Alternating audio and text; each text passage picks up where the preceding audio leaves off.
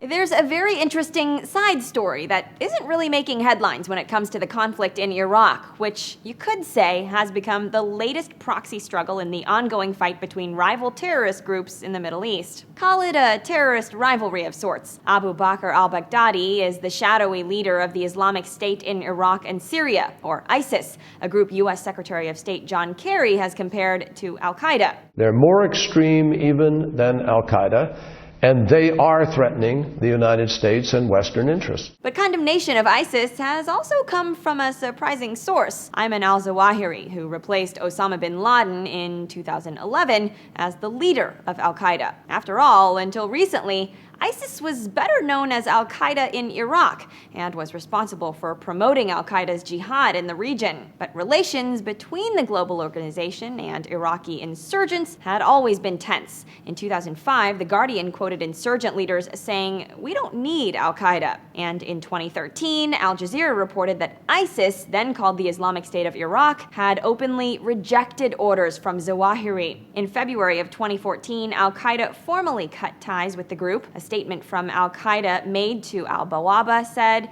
ISIS is not a branch of the Al-Qaeda organization, and Al-Qaeda was not responsible for its actions. That statement was largely interpreted to mean Al-Qaeda thought ISIS was too extreme. So violent, so extreme that he was essentially excommunicated by Ayman al-Zawahiri. ISIS is infamous for its ruthless tactics, willingness to target Muslim civilians, and provocative use of social media. It's on Facebook, it's on Twitter, it's on YouTube. In contrast, letters captured from bin Laden's compound and reported by Slate revealed Al-Qaeda's policy of avoiding Muslim civilian casualties and words that will affect the people's support. The recent successes of ISIS in Iraq have cast doubt on whether Al-Qaeda can maintain its status as the chief agent of global jihad. Zawahiri has been criticized for his rudderless leadership of Al-Qaeda. William McCants of Foreign Affairs says, if Zawahiri wants to assign blame for the lack of order, he should look no further than himself. Al-Qaeda will be looking to see if ISIS can consolidate its territory in the face of a numerically superior opponent with U.S. backing. The leaders of both organizations are targets of the U.S. The Justice Department currently has a $10 million bounty for Baghdadi.